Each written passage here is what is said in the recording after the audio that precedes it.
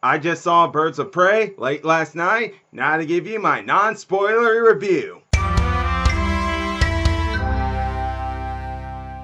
What's up, YouTubers of the world? MegaGeekMixer here, ready to give you guys my review on Harley Quinn and the Birds of Prey non-spoilery review. And as you guys can see, I say Harley Quinn and the Birds of Prey, not Birds of Prey, because that's exactly what this movie felt like. Harley Quinn and the Birds of Prey, meaning it was more of a Harley Quinn solo film than it was for a Birds of Prey. It was more of a setup for those guys moving on in the future to have their own movie. And that's basically what this movie should have been. I'm not gonna even lie. When I got my ticket and stuff, I was saying Harley Quinn and the Birds of Prey. And they were like, don't you mean Birds of Prey? And I was like, oh yeah, because why? I forgot it was called Birds of Prey, because, yep.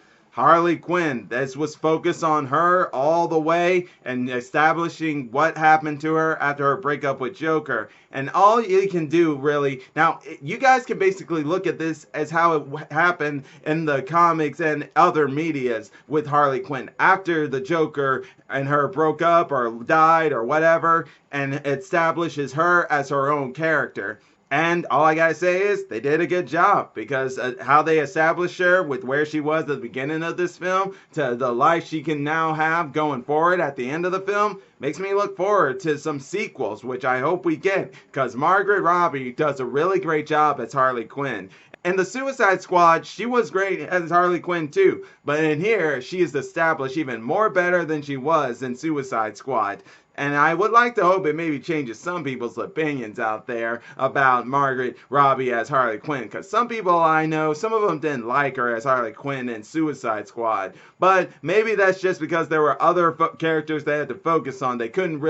She couldn't really have a chance to really establish her as much as she wanted to in Suicide Squad. And I hope this movie will do that for them. And as for like the structure of the movie, I did like how they had it in a sort of comic book way.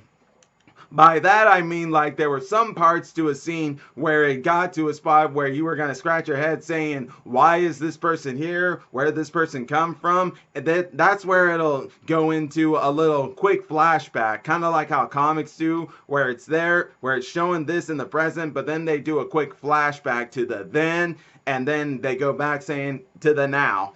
And that's exactly how it kind of worked in some, and maybe the first part of this film here. And I thought it did pretty good. It's great that they can make some of the comic structures they do in comic books be established in movie films here. But as for everything else, such as the characters other than Harley Quinn, such as Renee Montoya's, Huntress, Black Canary, and Cassandra Cain, I really wasn't a fan of them.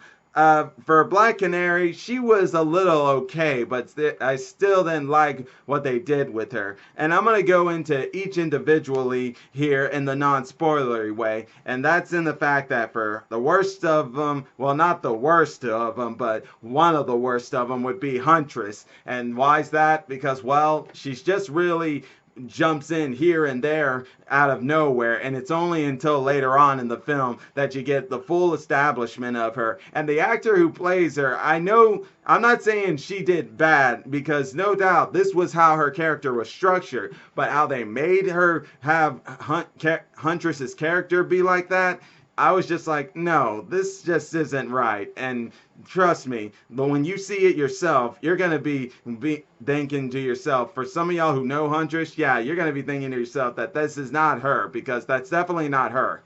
As for her Renee Montoya's, she's a cop in this one, just like in all other iterations. Now, but in this film, they're supposed to make you feel sorry for her with where she is as a cop and everything. But no, it's kind of hard to, because, well, it's kind of just all thrown at you at once. You're not able to really process it. And then other stuff is like, when you look at Renee Montoya's from Batman, the animated series, and all other sorts of iterations such as Injustice, and how badass she is, it's much better than in this movie here. Now, is that me saying she doesn't show any sort of badass in this movie here? No, she does. She really does. But it's just not to the same degree. And that's where I'll leave it at with that.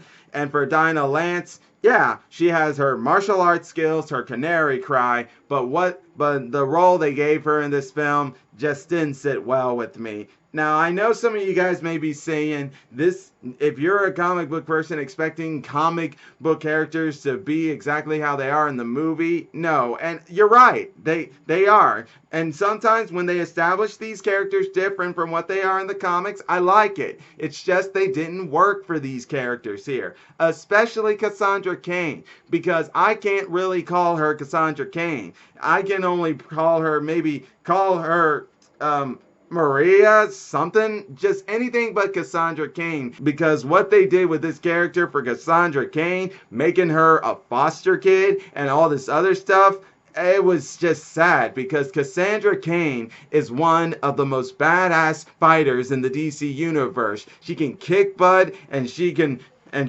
pretty much intimidate anyone with her demeanor. Like I said, one of the best fighters in the DC universe, but also have one of the most badass costumes for Batgirl ever. And I was just really upset that they made her be this foster kid. It wasn't cool at all. Now, this is not me saying I didn't like her character. No, I did like the character. I just didn't like they called her Cassandra Cain. And her chemistry with Harley Quinn was great too. They had a great story and a great relationship. And that made me like that part of the film. Now, the only other parts I liked too were the actions. The actions were good. They were amazing. I have a few of my favorites, but I'm going to save that for sometime in the future to say. But if I'm to say which one was my best favorite, it was when Harley Quinn was in the police station. But as for other things to the movie, such as other negatives I have, well, Black Mask. Why? I'm not saying Black Mask wasn't as good. I just wish he was established a bit more, because he was actually okay in some spots, but not that good in other spots here. And as for everything else, well, I don't really think I have much left to say, other than the fact that I'd probably give this a 7 or a 6.5 out of 10. Somewhere around there. A 7 out of 10 or 6.5 out of 10. It was good, it was okay, it had some nice touches, but in the end, for a Birds of Prey movie, it didn't work for me. For a Harley Quinn movie, it works for me really great there. But I'm going to go ahead, guys, and leave it all at that. And if you're enjoying my videos, all you got to do is click that like button, subscribe to the channel, hit the bell icon to be notified when I make more videos. And until then, MegaGeekMixer, signing out. Bye!